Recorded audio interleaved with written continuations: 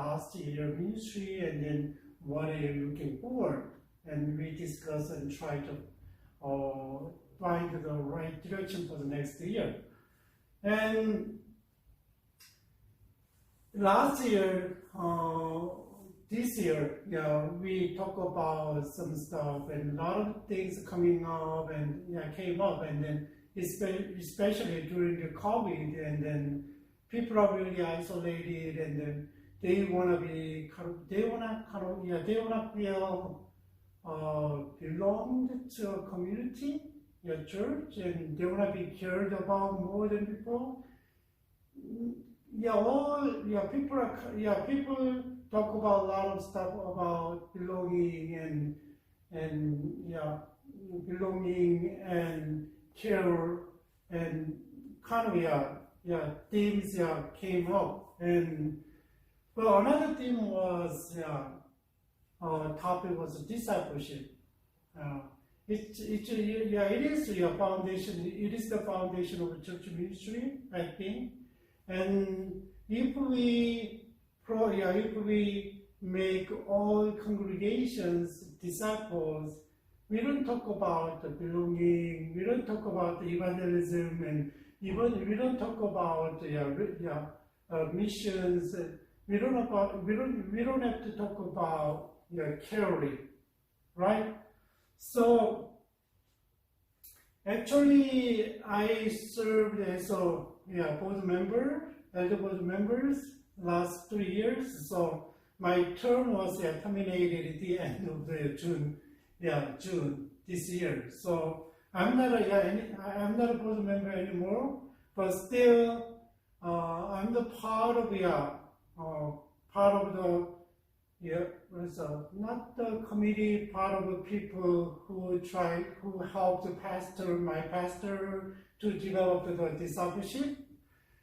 And this is a part of the church education, right? And a lot of it, we have leadership meetings, we have leadership programs here, and some people are interested, and some people have leadership quality, and then reach out to people, and then let them participate during the program, and then we try to develop and try to equip them. That's for the specific ability to lead and to serve, right? But the discipleship program, this is a basic education how to become like Jesus Christ, and how to carry out what Jesus Christ said and what God said in the Bible, right? So we can provide a lot of different kind of education. It's a part of education.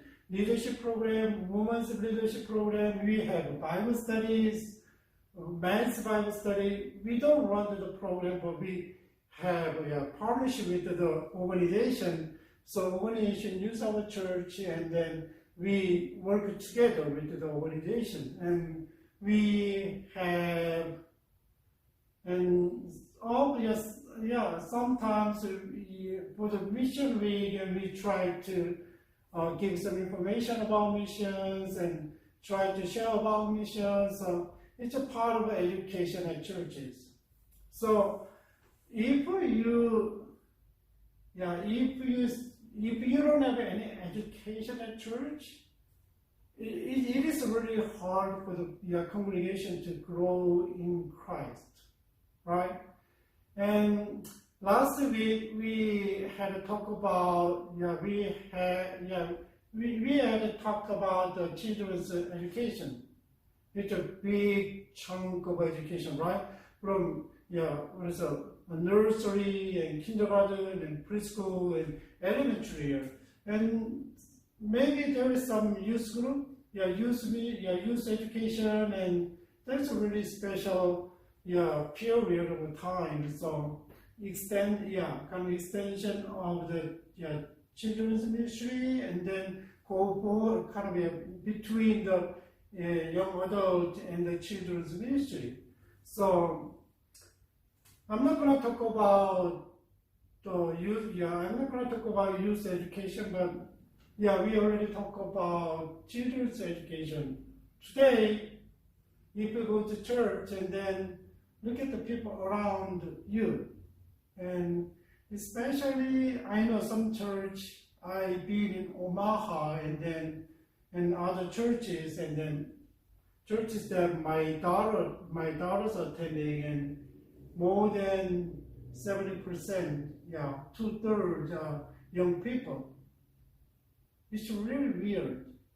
But the church that I'm attending is more than around 80% are Caucasian and older people, over 50s. It means that just think about how society is kind of developing and evolving, right? I'm the Gen X. I don't know whether you heard about it. And then I'm not the baby boomers. I'm not the builders like who went through and Great Depression and World War II, right? World War I and World War II, and they laid up the foundation of life, and then they build up their life and like the current society.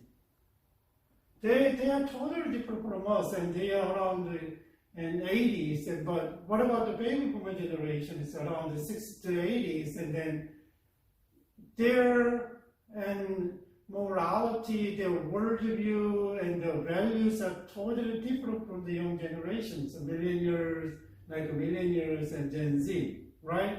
So nowadays, these people are getting and growing because of the advanced medicine and medical technology, and then their lifespan is becoming longer and longer, right?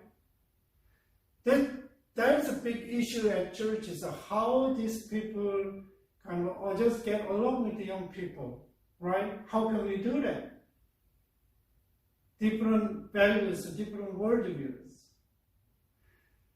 When you look at the immigrant churches, and then two cultures there. One is the American cultures here, Korean, second generation cultures here. There's a first generation cultures here. That's why there's a lot of conflicts, a cultural conflict, right? Inside the church too, even though they not the immigrant church and Caucasian churches, and we don't have young people a lot, and then when they go to college and we cannot see their face, and try to find the church in other places, and then maybe some people are stopped going to church, different reason, but still, if you want to get together, whether they are young or old, and then we need education for young people and education for adult people. So today we're gonna talk about adult education. So adult education is mostly talk about over 50s, like me. And really bit different from the way different from the pedagogy and children's education, and this andragogy, right? It's different from the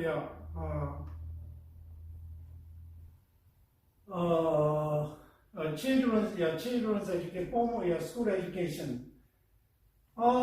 Depends on the scholars, and then a lot of people study about generations, and we call the Gen Z, who are in high school, in college now, right?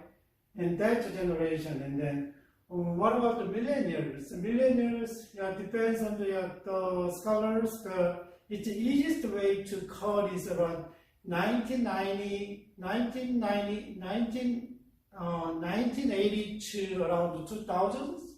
There is over the period, but it's not clear cut, but we can kind of easy to remember to define millennials. So millennials around 1980 to 2000, right? And then what about the Gen Z? Personally, a lot of scholars in 1996 from to 1990, but I got the resources. It's easiest to kind of remember is Gen Z is Generation X is born 1961 to 1979. So like me, I'm the Gen X. What about the baby boomers? Baby boomers is 1946 to 1960. And what's the builder generation is a little bit different word is there. We're gonna say that this is a builder generation. It's before 1946. So, and there is a lot of difference because of the when they divide the generation, there's a big event is there, kind of draw the line, and then there's a population is kind of population difference is there, and certainly like this year, and huge kind of birth, and then start there. That's one of the two criteria is there. Some big event, and then certain certain population increase, and then they draw the line there and studies like different generations. Think about how generations are different. There's a big there's examples of builders born before 1946 and the millennials in 1980 to 2000s. They are really used to institution and organization for builders. They educated and they belonged and they worked, right? But millennials are really kind of people-oriented, issue-oriented, and then, cause and effect. Now, they think about the causes, so what is a good thing, so why we have to do that, like causes, right? And then, but builders try to follow the organization, rules, and laws, right? What about the builders are really loyal to institutions, but they are really critical of the institution and then suspicious because there's a lot of things that the millennials don't agree with, right? They may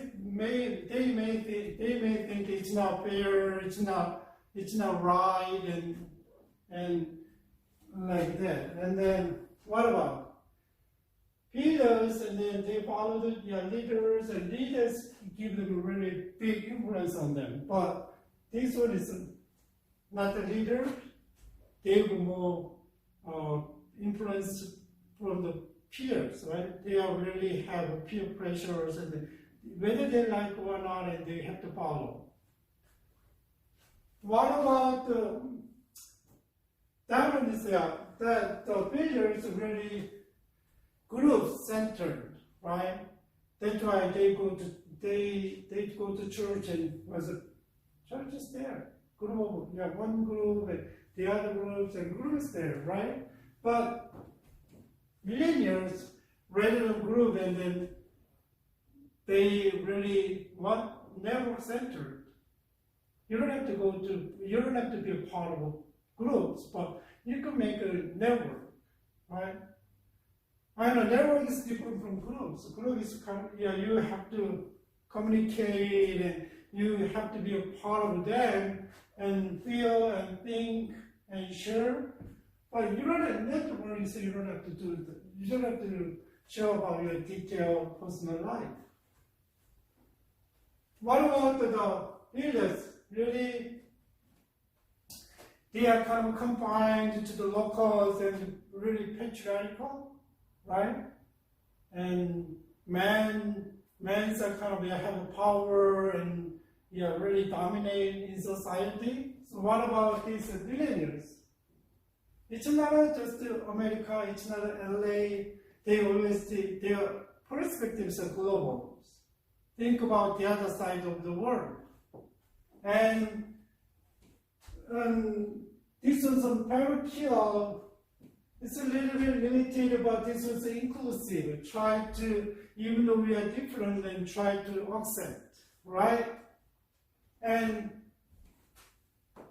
everything's published, and you gotta see and read, and this culture, word culture, and document. This one is an image visual culture. So it's better to learn through visual process. Analog generation and digital generation. So one side fit all and one side fit one. It's different. One thing is just one side fit all things, right? One is the protocol is there and then you are putting together everything. But this one is different, this one is different, and each one side fits one. So each one has goes to each one, right? That's look at this as a totally different values and cultures. How can they get along at church?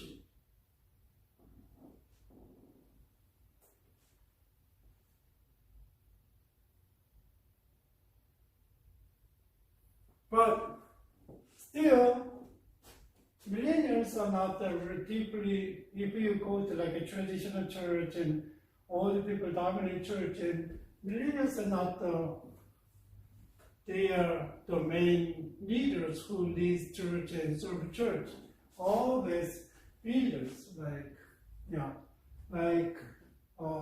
builders and baby boomers, and baby boomers are retiring, but still they build the society like this, and then they have power at church, and they have money at churches, and they are big contributors for offerings and all the generations. So a lot of young people don't like these people, right? Yeah. That is a big thing to solve at churches.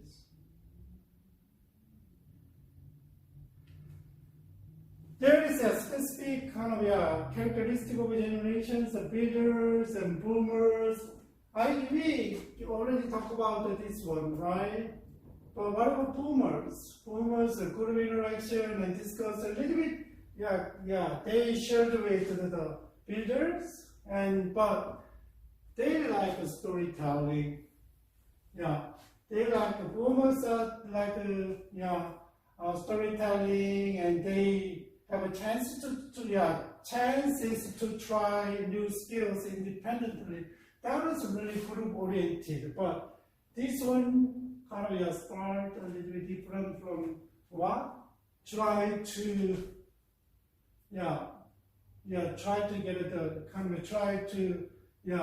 get a new skills independently. So little bit kind of developed from the builders. This generation is really experiential and practical and fun activity that are allowed to team exercise. So these ones work hard because they are building nothing. It's not nothing. It's a really poor condition and not enough. But they had to build a life there, right? But this generation is kind of, a little bit more benefit from their builder generation, and then, but they think about experiential and practical things. This generation has no time to think about it, right? They have to support the families and they have to build their life, right? This is different, but they have a little bit pursue fun things, right? Fun activities. What about boomers still they can use technology means for learning. I know. And my father-in-law is around over 90s, but always struggle learning something for cell phone and computer, and sometimes he didn't believe us. So, because I can understand his upbringings and his cultures, and then he has his own logic, and then something that is kind of doesn't get along with this logic, and then he denied it, and he doesn't accept it, which is hard. But boomers still can use technology. So my church is around a lot of boomers, and then in the beginning they struggle. How can do the live stream, and then church young people want leaders who can do it, and go to their house and set up, and then if they have a proper equipment, and that's the kind of helping them to set up. But nowadays they don't have to come to church, and then they worship on Sunday with YouTube or live stream. This generation is possible to teach through technology. They have both, right? They use the online learning, and they can use books.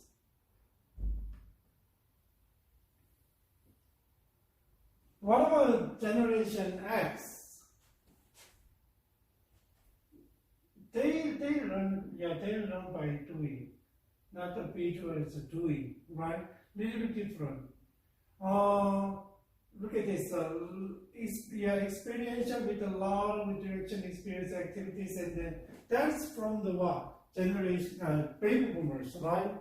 Boomers, and then still they take advantage of this one and keep going on, but it's not a long. They don't like long stories, but look at this. Short episodic learning experience, and they don't hear the whole story from the beginning to the end, right? Make it short, summarize,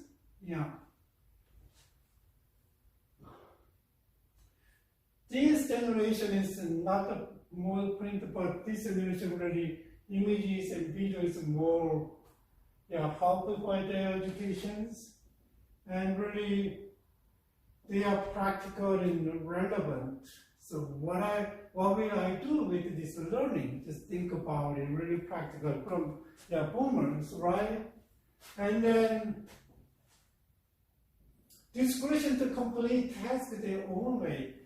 I know boomers started, but they already, when it comes to the individual studies, and then, for the Generation X, and then they can do by themselves, right?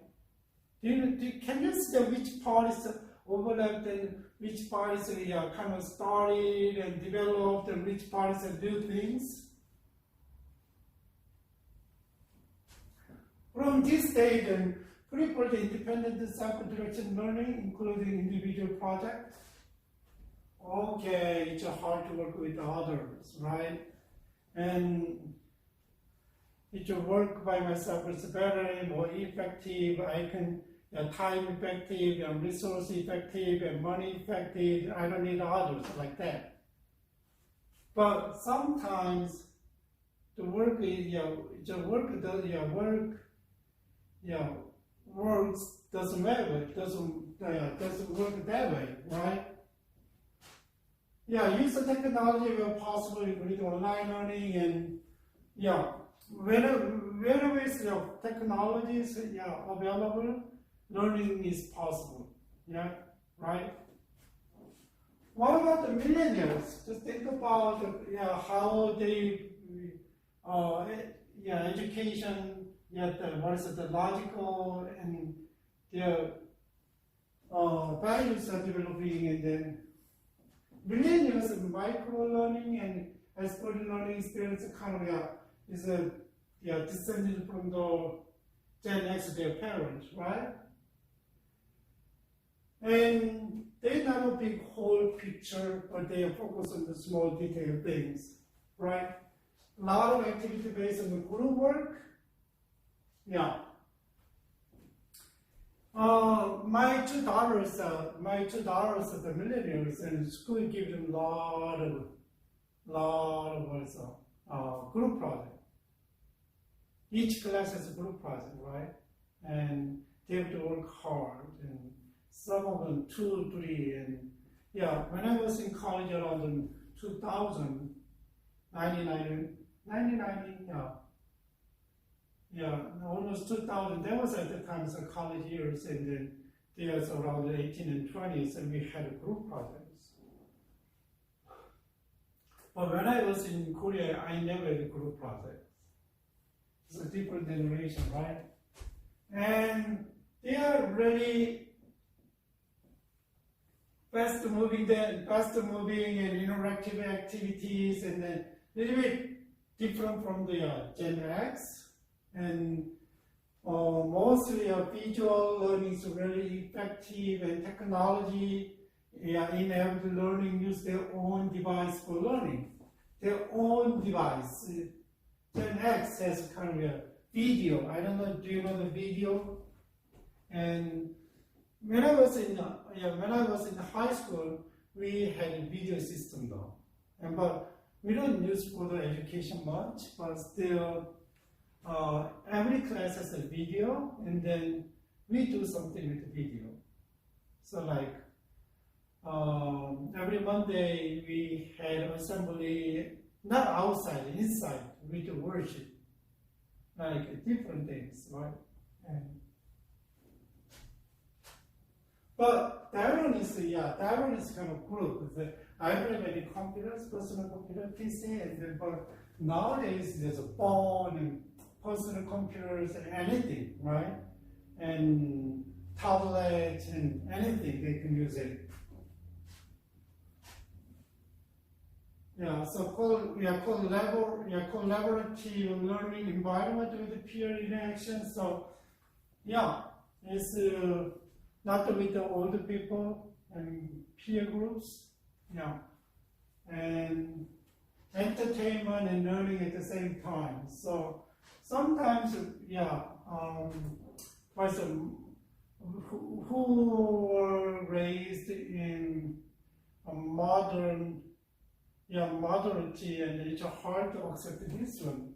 And my wife and I is kind of an older generation compared with my kids, and then my kids are millennials, and then sometimes they do a lot of things, and they are multitask, and they are different, but it's really fun. So doing using a lot of programs, and then trying to fun, but I'm doubting how effective that programming helps the kids learn.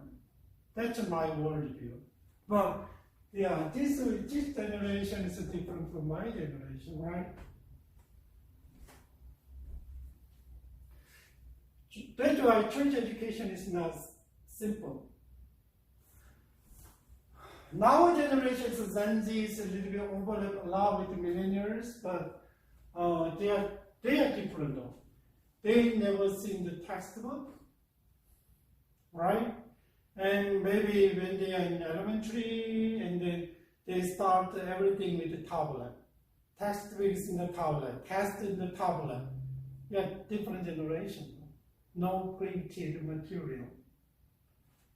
Just think about the churches, and then Generation Z, X, and they can follow the trend of the technologies and advanced technology, and they can be part of that, but still a lot of differences between, there was millennials and then Gen Z. I'm Gen X, my children are millennials. Sometimes it's totally different though, right? One topic we talk about and like current society issues, and then we are different though.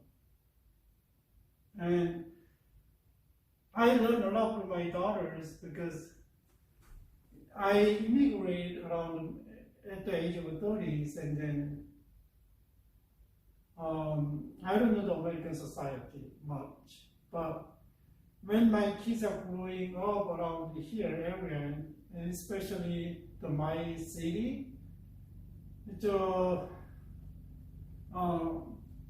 it's really minorities dominate city, more than 60% of minority, and Chinese and Koreans and Indians and some blacks, some Hispanic, not much blacks and not much Hispanic, but that's society, that kind of community. And then they grew up kind of community, and it's hard to, not many people, not many white kids, not many black kids, and not many Hispanic kids, but still there, but not there are a majority. When they go to college and their eyes are open to American cultures, not the minority ethnic cultures, and not their own cultures like Korean cultures, right? That's why I learned a lot and from my daughters, and then I've been attending a Caucasian-dominated church, and then I learned a lot. I learned a lot of different things, and then I consider them some Caucasian cultures that are different from me. Just think about it, and even though in America is and there is generation gaps, and right? How can church church is maintaining or educate the people to put together in Christ, and then let them live together for the kingdom of God? That's a big thing.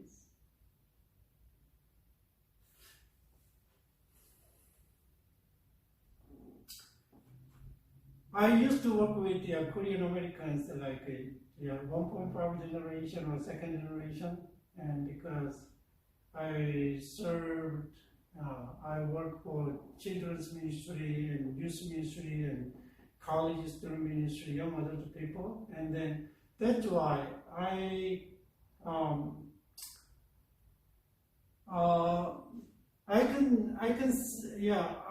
saw them struggling with their parents and then a lot of things, and I try to understand them and I try to support them. That's why we had a common ground, what they are struggling, and I understand their strugglings, and we had a common ground to communicate, and that's why still I talk to them, and they call me Pastor Lee, and how are you doing? Once in a while we talk, like kind of really relationship already formed strongly. And I always I understand their cultures, and I understand what they are going through, and then finally I figured it out that, okay, if I raise our next generation very well, healthy and strong for the kingdom of God, and then it's hard to change it's hard to support the children to become someone, because environment is totally different. The environment doesn't support them, and then it's hard. That's why I started my direction. That's why I changed my direction to from children's ministry to adult ministry, but it didn't work very well. And It's a lot of issues, issues are from the old generation though, right? It's hard to catch up with the evolvement of the society and development of the society, right? That's why they cannot catch up, and then their grandchildren and their children and following the current trend of society, and then it's hard to communicate. In that situation, how can we educate the adult? That's andragogy, right? Andragogy, right?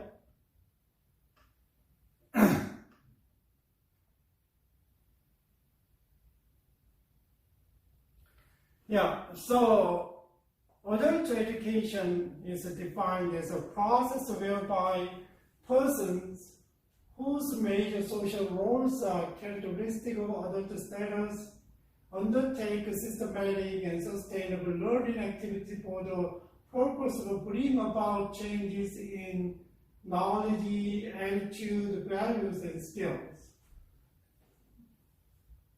That is one of the very, very good definition though.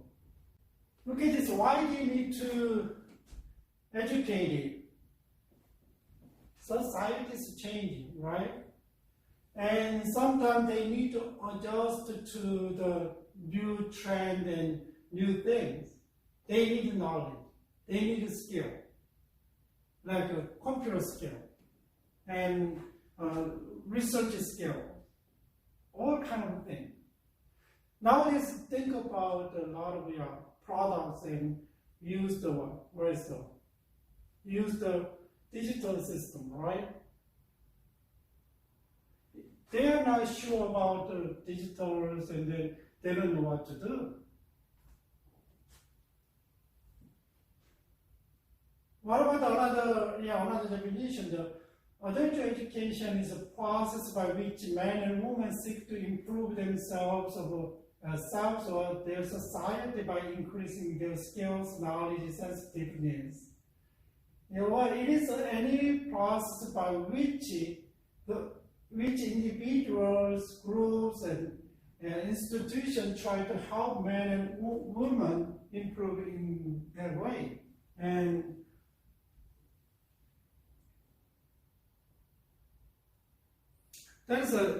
think about like doctors and nurses and other professional workers. Especially, just think about the knowledge is developed very quickly based on the past knowledge. And that's why they have continuing education every 3 years, and they have the certain amount of unit of the education though. So if you are maybe if you are a doctor, and then every 3 years or 2 years you have to take a certain amount of class. You don't have to go to class. Some companies for the doctors, they arrange all things, and then you participate at the conference and then educated, and then they can give you credit. Otherwise, my wife, she's a pharmacist, and then they have a lot of companies that provide the information and test. They charge it, right? Every unit you have to pay $20, sometimes the free is there, and then sometimes you have $30 in each unit. Well, my wife has 30 units. They have to do every 2 years. Every 2 years. So that's why they keeping up the new knowledge and skills, because it's changing. Old one is different from the new one, right? That's why that's a good experience about how they continue to be educated by new information and skills. What about their conferences? And then if a new system is coming out and the company open a kind of conference to educate the people, kind of share the information with others and skills, how to operate the machine or things with others, and then they open a conference and invite people who are related to the, you was a possible candidate who used this machine or, like this. Otherwise, sometimes they provide in-service, or they don't know how to do it, and then, or they have made kind of certain classes and they have to participate. And even though they're not completely, and then, but still, they need to know basic things, which is related to their work. That's the education. Another definition is that the invention into ordinary business of a life and innovation whose immediate goal is changing. Goal is changing in knowledge or in competence. And adult educator is one essential who's skilled in making such inventions. So you gotta give them new knowledge and skills and let them have what? Competent. So adult education is maybe provided formal by schools, but it's not a degree. Maybe there is a certificate, and like non-formal, like theories, and there's a conference and seminars, and then they can provide it. And then what about the informal? Maybe group of people get together and they get together and get to learn, and then someone is coming up and present to new things, and then they learn like this. That is a kind of general definition of education, though, right? What about the Christian education? On the top of this one, so as society is changing and developing, and their knowledge and skills and and values and attitude and need to be changed, right? Because they needed to get along with the society, though. Otherwise, they're gonna be isolated and marginalized in society. I know their children is there, helped a lot, but even though their children helped a lot, and even sometimes the children live with the parents, but it's not easy, right? They cannot take it they cannot do everything like their children. Certain part, and a lot of their parents, and I know Asian society is different from the American society, and then usually one of the children take care of the parents. But if you live here and then you can see, even though we are Asian Americans, and we honor elders and we respect elders, and then we try to take care of elders, but culture is different, right? Some of them, few people live together, but not like before, right?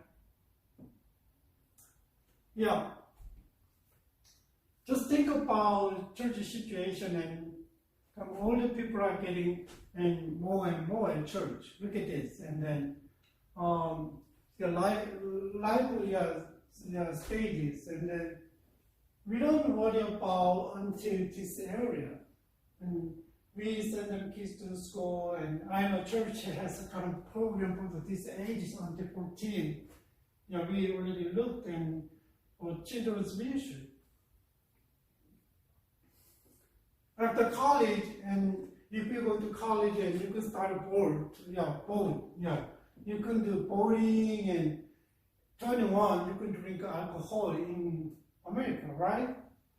And after college, they can get a job and they start building their life here, but still transition. About 30s and then 40s, and then they little bit, married and families, and a little bit advanced, little bit advanced in society or frustrated in society. Maybe really consolidate need in society. And then maybe around there, and then a lot of people have midlife crisis.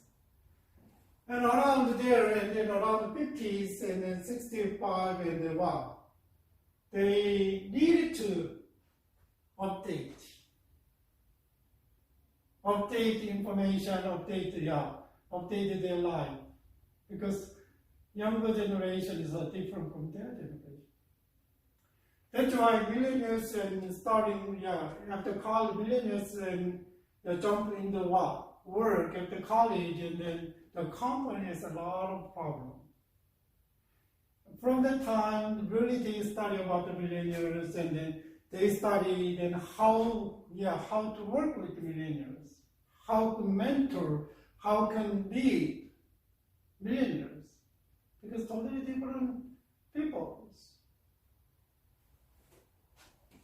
And then around 50 to 65, if you keeping up and then updated and keeping up, and then you can still live life with the generation. But if you are stagnant in your age, and you are old people, right?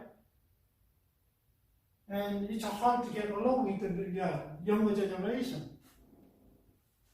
And around 60 to over 60s, and people are starting in 65 and starting retired from work, and then they have their own life.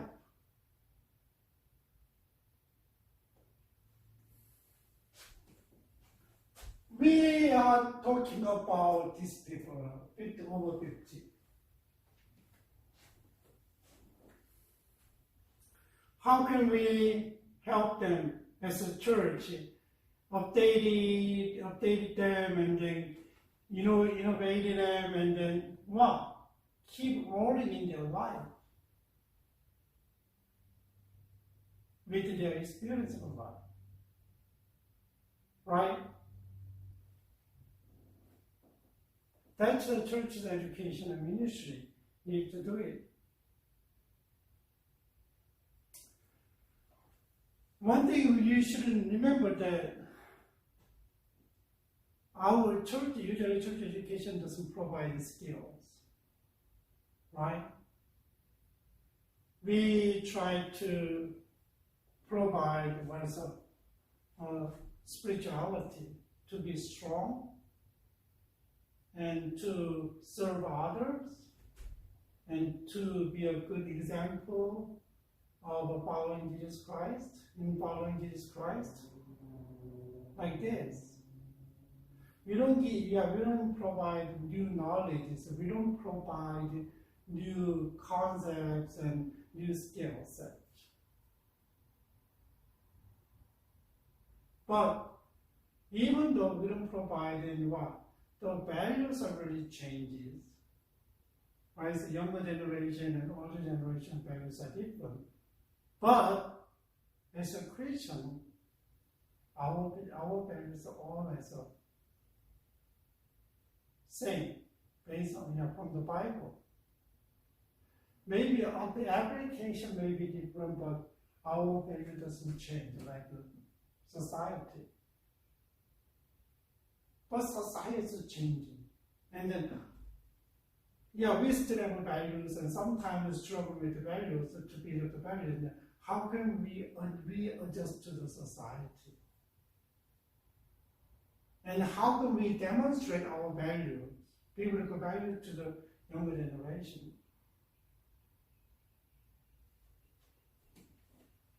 That's the church education, and then you have to be the spirituality and show your faith. And sometimes they going through really hardship around real life crisis and kind of stagnated and then frustrated. How can you support them? That's a church education, right?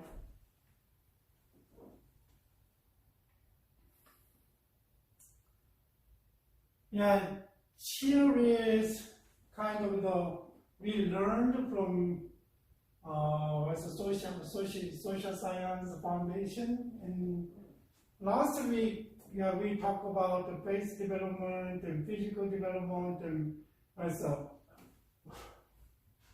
mental development and then social development, right? That one is cognitive development.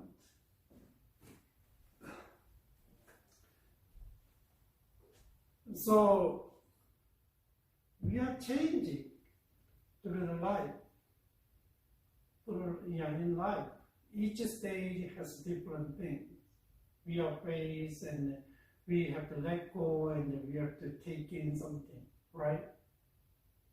Sometimes we feel strong, but we can use this one foundation, but still, as we are getting older and then society is different, though, we have to, in certain level, we have to readjust.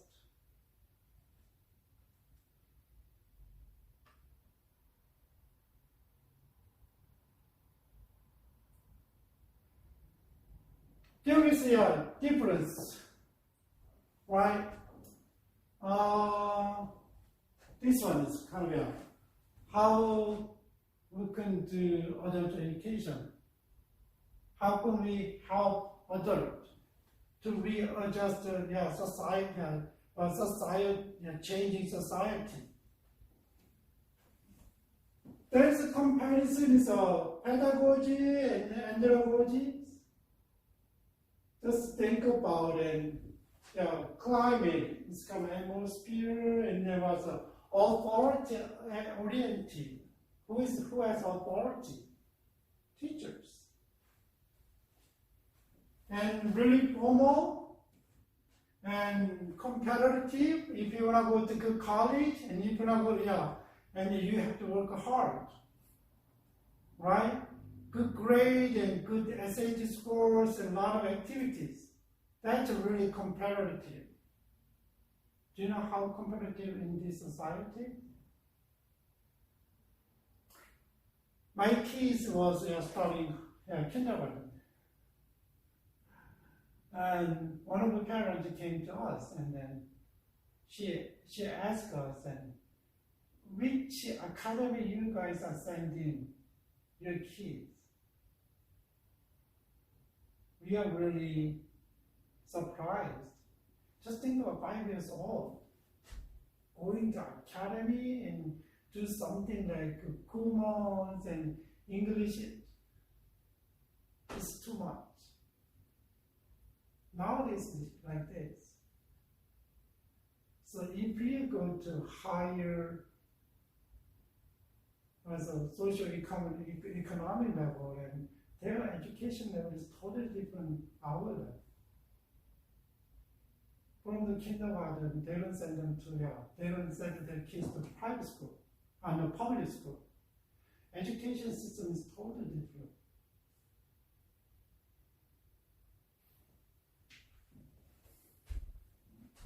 But andragogy is mutuality, mutuality. So it's not a teacher, it's not a student, not like relationship. Each is kind of same level, but they have more experience, they have knowledge, and they share. That kind of environment we need. What about even though they don't have knowledge and they are not experienced, school, pedagogy is different, but andragogy is you got to respect them, because they been through a lot of stuff and they have a life experience. And collaborative, not that compete. You got to work with them. Grades doesn't matter, right? But these pedagogies grades matter, but they don't. It's not great. It's not matter with the grade. That's why you got to work together with the other people.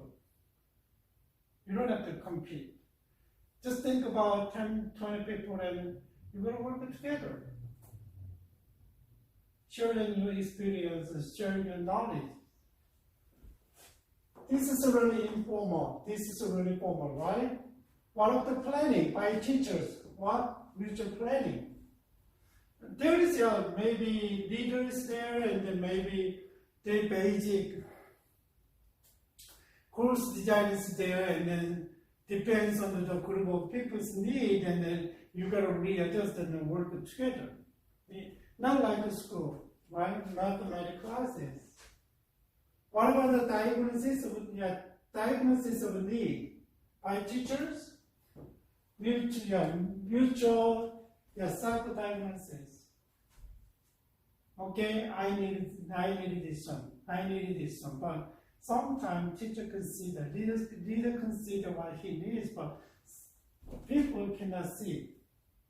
But usually they need what they need. The self-diagnosis.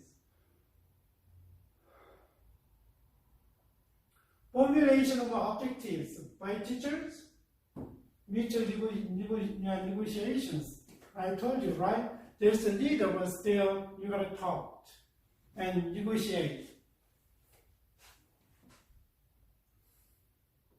Design, the logic of the subject, matter, content, and unit. You have the class of algebra 1, algebra 2, and right? And calculus 1, calculus 2, like this. Variation 1, like this. There is kind of step-by-step classes. English 1, English 2, English 3. You cannot jump on the English 3 without English 1, like this. But sequences in terms of the readiness of problem unit. It's not a kind of logical sequence,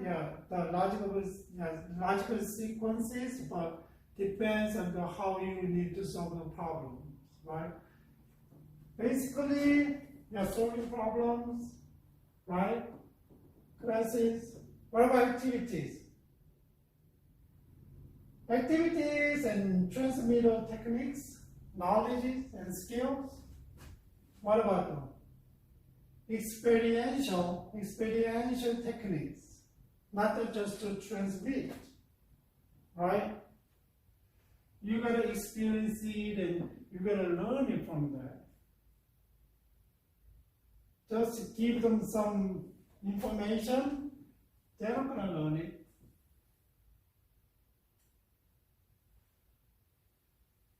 Evaluation by teachers and mutual re-diagnosis of a need, just re-diagnosis themselves and by teachers, by others, and by themselves. So, if you see the words of pedagogy and andragogy, and then you can get how to educate, how to help the older people to learn something, right?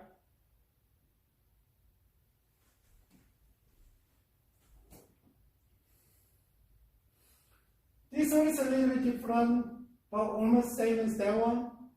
Yeah, almost same.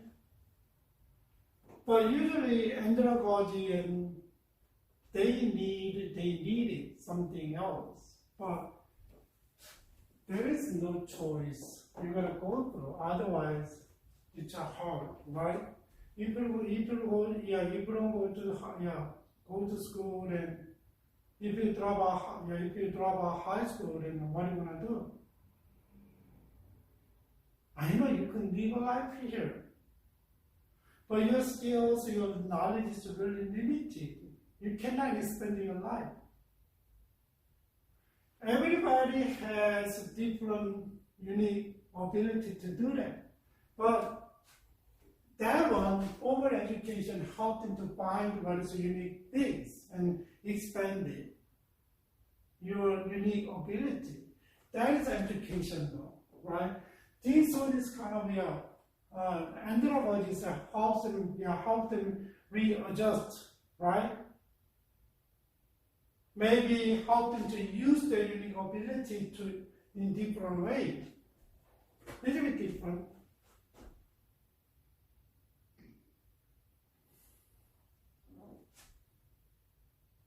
So this comparison gives you some idea about how to educate adult people. Another thing is that we gotta think about how to develop their faith, spirituality. And last week we talked about the followers and James Pack's the faith development, right? By ages, they developed their faith. I want to have a quick review with you.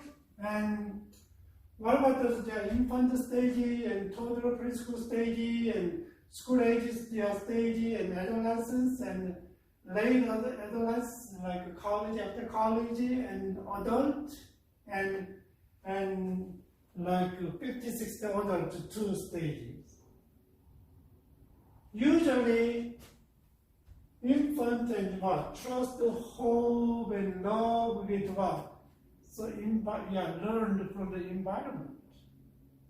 How they can learn from your maybe parents and caregivers. Their environment is not insecure, and then they're really it's hard to develop the trustness, and trust. It's hard to develop the love and love. That's why nowadays psychology help them help to dig out the problem rooted in their heart. I don't know whether that's true or not, but still, one of the way. And then usually learn this one, right? And toddler preschool age, can imitate the parent behavior and attitude about religion and spirituality, but there's no real understanding of a spiritual concept. That's like a preschooler, like 3, 4 years old. I told you, right? I visited mosque, and I want to learn about Islam, and then one of the kind of activity was to visit mosque and see how they are doing, right? And I was there, and then a lot of people are now favor because sometimes they know that the Christians come to and learn about themselves, and they don't like it. Some of them is really nice to me. We see that who we are, and then they are really nice and kind, but not all everybody. And I was there, and then one man brought the 2 kids, and then like toddler ages like this, and they don't know. And whenever whoever comes into the mosque, and then they bow 3 times, and they pray. And then the 2 kids, they don't know. Maybe father told them, we go to mosque to worship God and then pray to God, and then they brought their kids. But maybe I can 3 times I can bow and show my reverence and pray to Allah, and then. But little kids, I don't know how much they understand, and they don't know when they bow, when they get up. And then once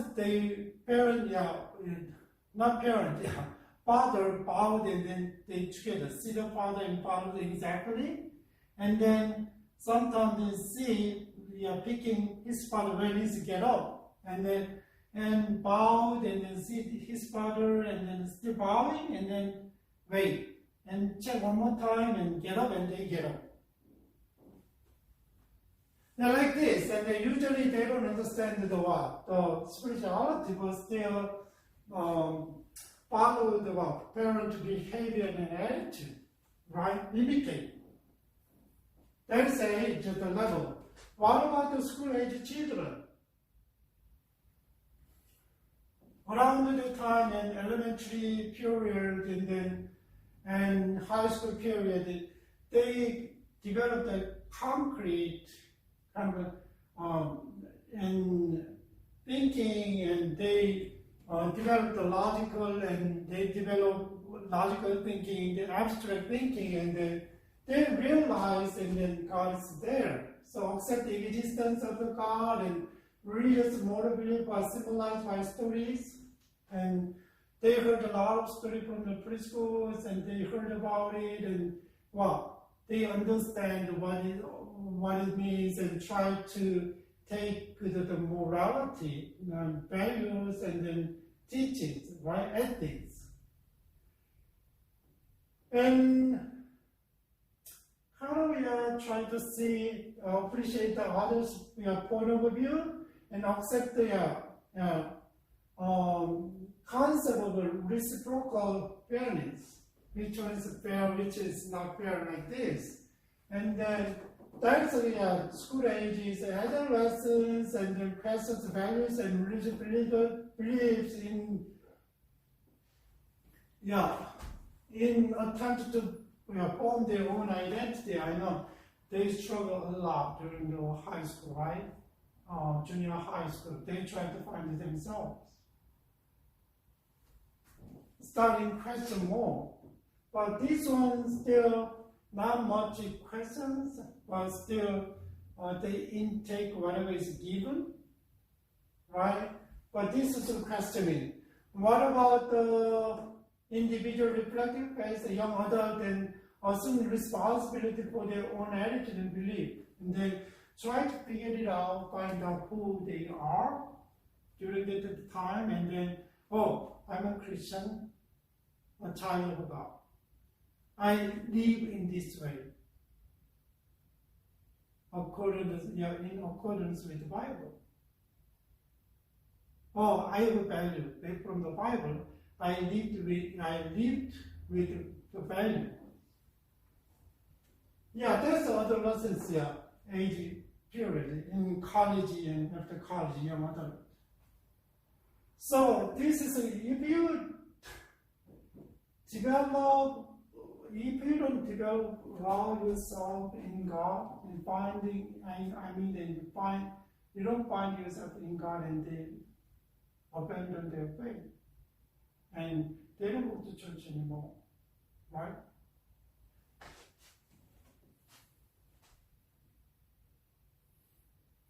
And other than conjunctive faith, and integrate the other perspective about faith into definition of own truth, right? Try to listen to others, and then what they say, and what I learned from the Bible, what I learned from others, and I have my own things, and try to integrate their ability though. What about the universalizing faith? And show your love, and show your love, and show your justice and righteousness to others. It's like over 50s. Actually, that is kind of a tangible, showing a visual in your life, right? It's kind of virtual level. This is based on the social, Eric Erickson. So sometimes stated theory is not perfect, but I don't know how much the research was going on, but it's kind of based on the psychological knowledges. It makes sense, but sometimes there is individual differences, and there is doesn't work exactly what he said. This is one of the theories.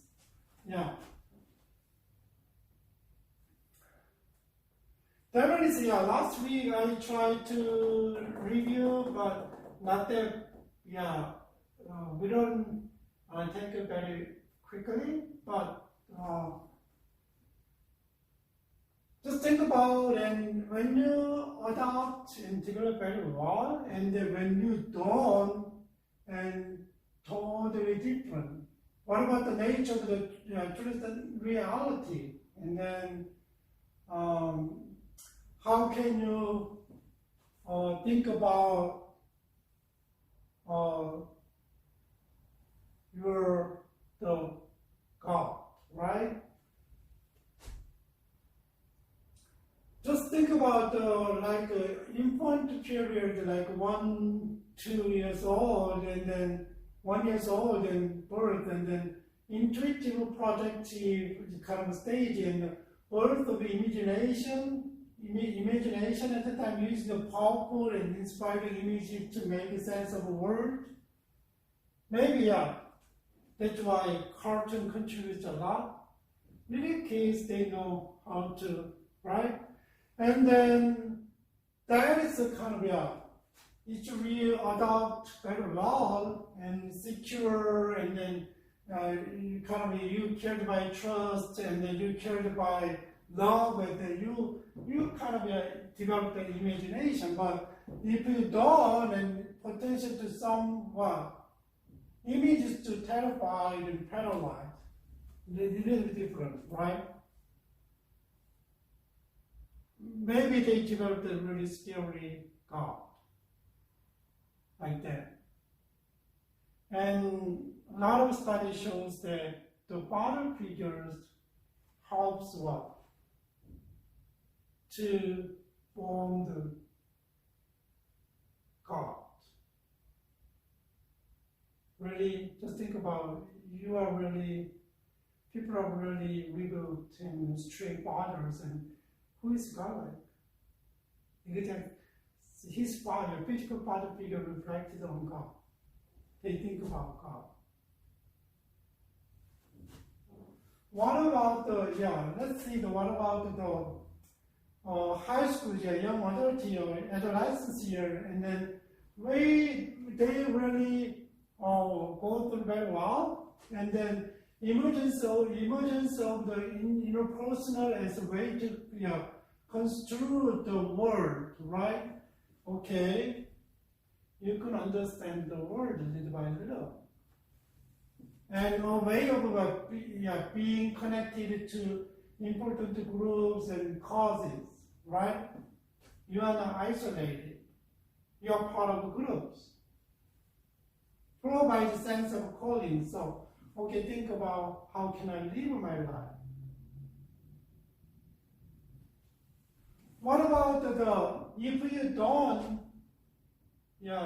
accommodate very well, you don't adjust to you don't adjust very well, and then what? Internalizing the judgments of others, right? You judge others a lot. You have your own criteria. Judgmental, and you feel like you are judged by others. And the interpersonal character of this stage may lead to familiarities with the divine or conversely. The cause of sense of the betrayal when relationship with the leaders are going poorly.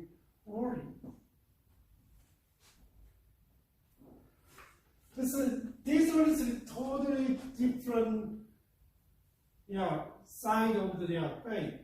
You cannot develop it.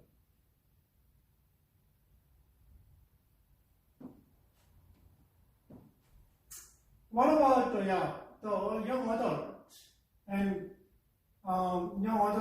young adult and individualistic reflective faith and the emergence of a critical reflection of self and world?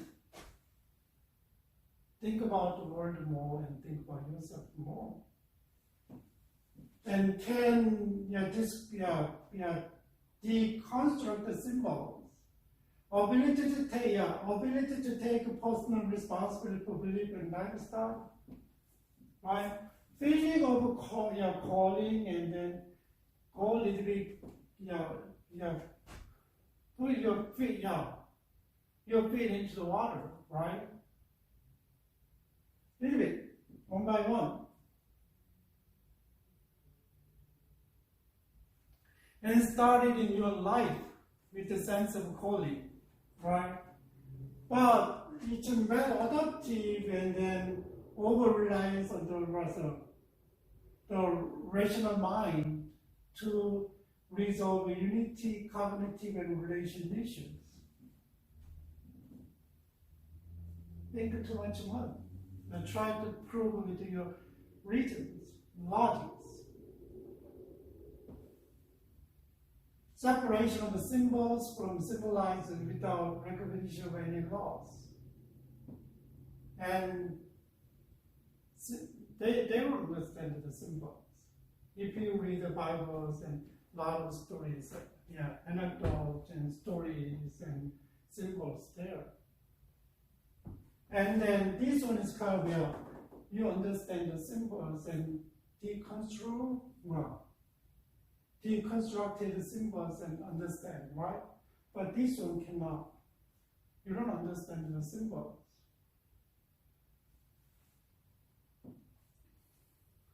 So the nature of the truth, the realities embodies the principle of truth, love, and justice, and kind of practically, part of your life, right?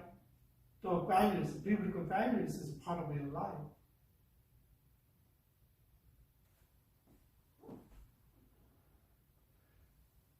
So that's why it's really important, and every stage has a different things to develop your spirituality. But what about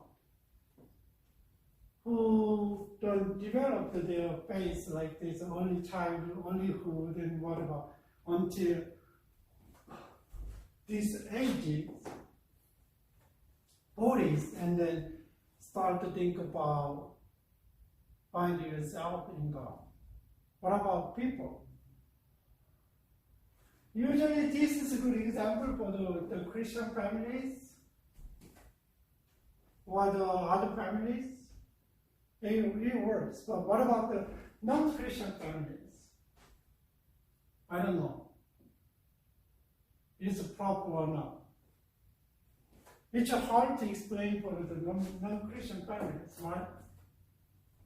Maybe it helped a lot. So even though they born in non-Christian family, with a safe environment, and then really parents are faithful and nice people, and with consciousness and live a life, right? And they're really good things. Influence on their children. But I don't know when they kind of images and then whole things to convert to God, their faith. Just think about the people who come to Christ, who believe in late of their life, like 40s, 50s, right? That people is kind of recognition of God. I don't know how, maybe life event, life threatening. Maybe I don't know what kind of situation help them to think about recognition of God. The first station in stage is called recognition of God. Oh, I think God's there like this. And personally, and recognizing God, and then accept, believe in God. And then stage 2, life of disciples, and then try to learn how to live with their faith, right? How to live with the teaching of the Bible. How to live with the value of the Bible, like this. Like the life of discipleship. And this stage 2 is you take a lot of information about Bible and a lot of things from your faith, right? What about stage 3? Productive life? yeah, something make it kind of useful and you generate something. Oh, people said you are different people, right? You are different people. But stage 4, and that one is kind of outside of me. And stage 4 is kind of journey to inward and think about yourself more and more. Even though, just think about you go to church and you join the Bible studies and learn about God, and you go to Sunday every Sunday and you did something good, and so you did a lot of different things. People recognize, but sometimes that is part of your life that as a Christian community expect you to do that, but sometimes they don't look into your inside. They don't look into inside of your life, right? And then stage 4 is stage 4 leads the people to look into inside. Then, right, so stage 3, and you have to follow the church cultures. But stage 4, maybe you have to follow the church cultures and how do I? Who am I? Why do I have to do it? Not just following culture, redefine yourself in God's Word. And stage 4, between 5 and there's a wall you have to cross, and then, okay, you think about yourself, and then you have stage 5, and then look outward. What really, the world needs. You can recognize what the church peoples need. And kind of at stage 6 and life of love, and then you live a life as a Christian. Mature Christian. It's not immature Christian. Mature Christian. It's a little bit different. Mature Christian. Yeah, that is a pretty good expression of for those who become a Christian late, and then somehow you recognize God and really become a believers, and then try to learn about how to be a Christian, and then stage 3, and by the culture, you just go to church and do something, volunteers, and follow the whole church culture. It's kind of your life is kind of different, and then, and later on, think about yourself more and self-journey into yourself, and then what? And stage 5, and then if you kind of finding yourself who you are, and it's going to outside, okay, journey outward, what the world needs, what people need, and then serve and live a life for causes. That's a different explanation, though. Yeah, there people is kind of it's easier to help them to follow the Christ, and it's easier to educate people because they are old enough to learn everything and their life experience, and then they really to open their heart, and then a lot of people, I can see the people who become a Christian late stage of life, and really they have a really passion for that, for their life. They don't want to waste their life in the way like people, and that way they will really focus on and drive to the goal of life.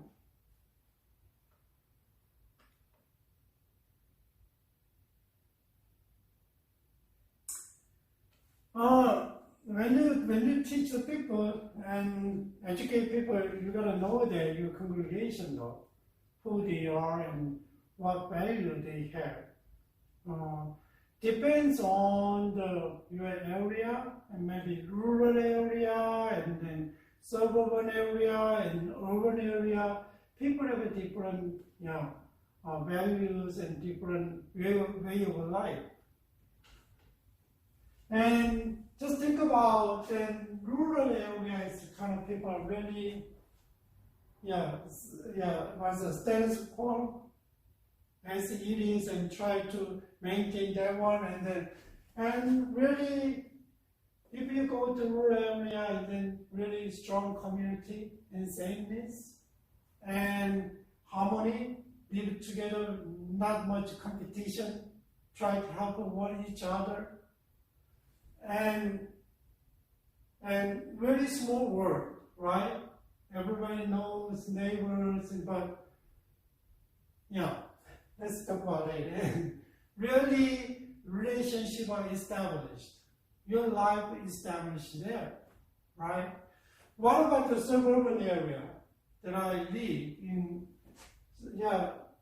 There's a protection, and then when you walk around the neighbor watch and try to protect each other, and then complementarity, and then try to kind of help.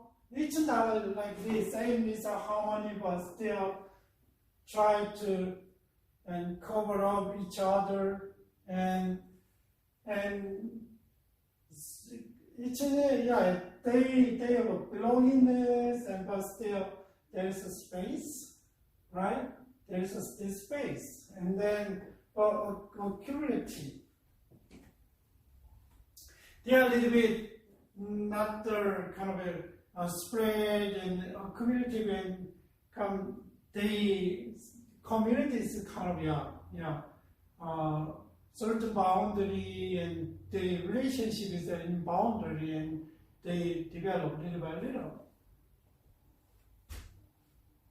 That's why my area is a lot of houses, and then not that much factory, industrial area, and then usually residential area is away 30-40 minutes from the city, inside the city, and a lot of people live there and then commute to into the city, right? What about urban area? It's really keep changing. People are changing, right? Who got into job and leave the place like this, changing, and really diverse. Different people, different skills, right? And what about try to manage conflict,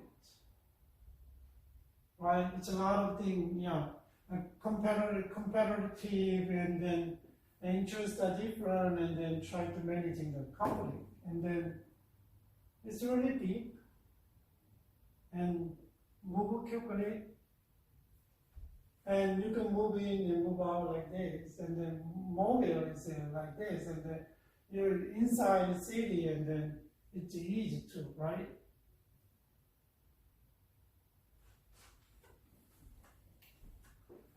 Just think about your education can take place in which area. Just think about which cities your education takes place, right? Urban setting, or suburban setting, or rural setting. People are different. Socio-economic status. Urban areas, there is a lot of people. They going through inequality, and they going through poverty, and like this. But those people are really stable in finance. It's not a big, but still, rural areas like really off from the city, but still, they have their own thing, right? depends on the area and which area, but still, who are really affluent, and then they can live there. Maybe there are vacation homes there, and they live there and commute in different ways. But rural area is kind of and little bit away from the technologies and away from the trend of the cultures, right? But you gotta remember that even though there's different values and characteristics, and Christians, we try to help them to grow in spirituality. We cannot even know the basic characteristic or values, but still we gotta remember that what we wanna teach, right? That is really important. So education is for Christians. It's not a K to 12 grade education to college education. This Christian education is a lifelong process, because our goal is to become like Jesus Christ and really mature of the disciple of Jesus Christ, mature disciple of Jesus Christ. And so we always struggle with our limitation because of the influence by the fall. We gotta know that, and then our education is not just for information and skills, knowledge, and our education to help to develop their character, right? But we gotta know that sometimes we are the kind of mediator between God and what? People. And we cannot do some part. We can help them to do we can help them to people, we can help people, but still divine guidance and divine power needed to change their values, attitude. Otherwise, just getting information, it doesn't work. If you know that some Bible verses and Bible said this and this one, and then you can share and then help, it doesn't work. We need divine innovation. That's why we pray for. That's why we try to read and study Bible together. That's the education, Christian education, and it's really important things in Christian education. So we gotta identify the relevant needs, right?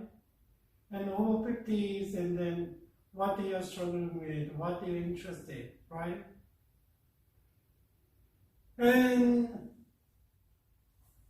just think about some of them is a personal relationship with Jesus Christ. They want to have a deep relationship with Jesus Christ. Sometimes families, sometimes healing and discipleship and ministry service and learning laboratories and worship walkway and fitness well, and then there's a lot of different needs out there, right?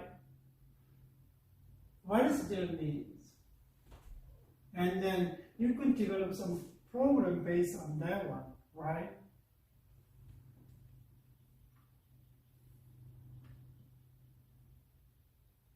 What about strategies? Strategy for ministry to adult. I got that one. And ministry to adult must be value-driven and market-aware. So think about it, values, really driven. It's not information, it's not knowledge. But still think about markets that they try to sell and they try to propagate these things, and then which one? We gotta really know which one.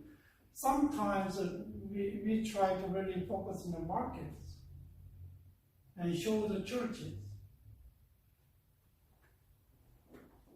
But must be value driven and goal directed and program aware.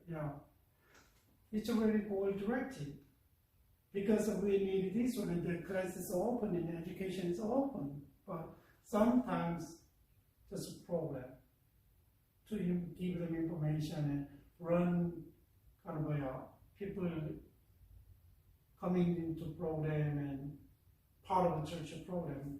It's hard to change the people. Programs are tools, right, to help others, but sometimes the program is a program to lead people. It doesn't work. What about the release and then handicap aware? Release means that people can grow and then let them go and serve. And that's our goal. But some people keep going and taking the classes and learning, but they don't do it, kind of obese. To turn our handicap, right? What about the developmental resistance aware? Just think about developmental, how it's developed. People are developing little by little. Some people are resistant. Okay, we don't need it. Yeah, churches say we don't need it.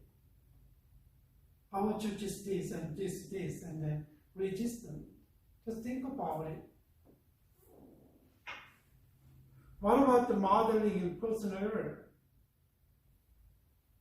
Modeling,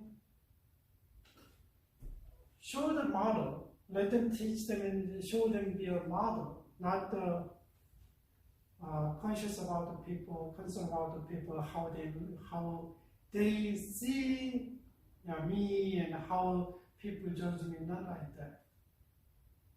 Okay? Really, the modeling is a part of it. It's not a show off, part of your life, impact on society, impact on church. What about the equipping or consumer aware? Equipping and then just people, you see the people what we need and then you equip the people to do something. There is kind of come to church and what? Just consumer, buy something and got it and go away. It doesn't help. Right?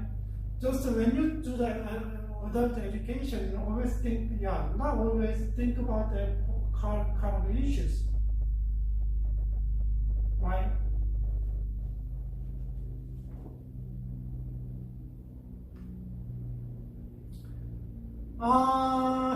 This one is kind of I got from the textbook, and then how it helped the people, like community.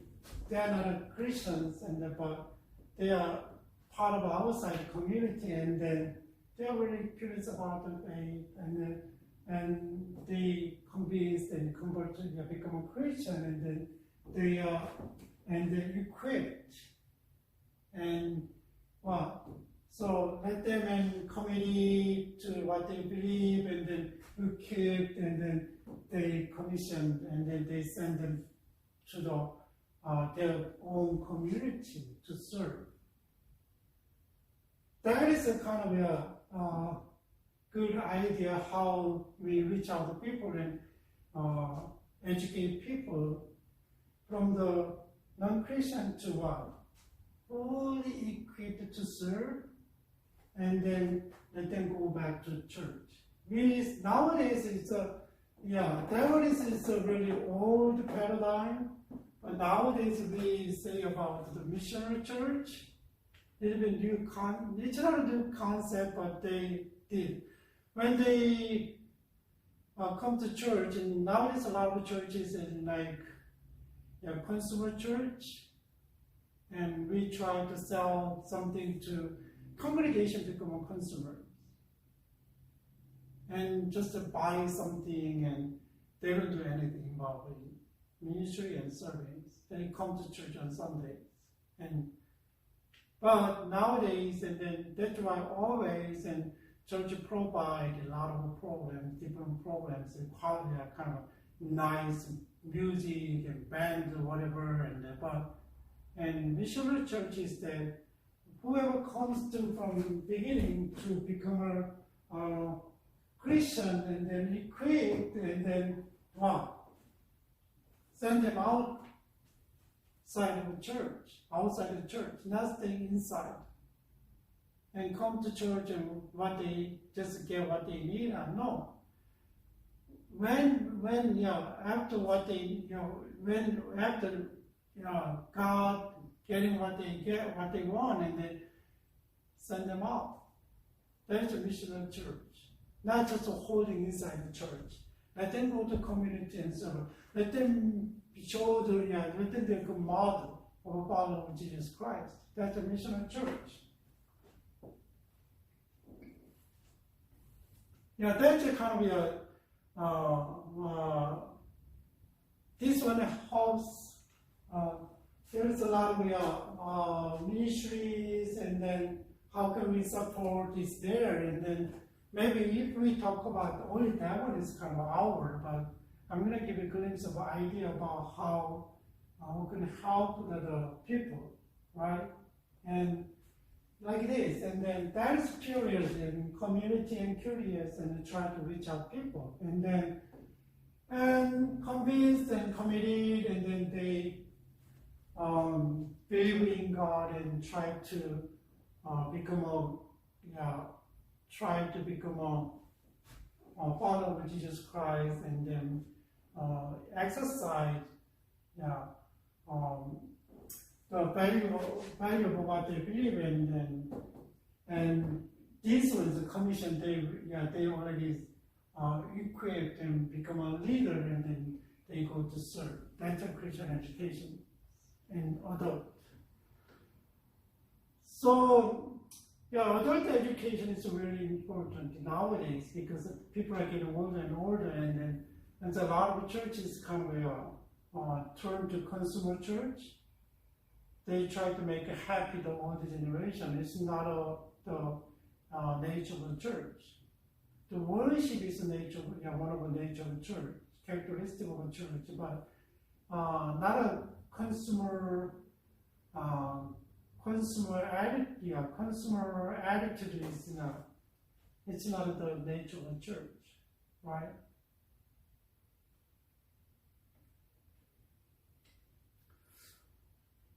Okay, you guys, and then just think about this is one of the topic of ministry foundation of education, especially in the practical area for the Christian education. Last week is a children's education. This one is more adult education, and then next week we're gonna see the family education, and then after that, and then we can see kind of issues in Christian education, and we're gonna see the kind of basic foundation of the Christian education. So I try to give you, it's not just to focus on the philosophy of the Christian education, and then give you basic foundation and what we need and how we apply, and then what's going on, and that's a powerful classes. And then next week we're gonna see that's really important nowadays.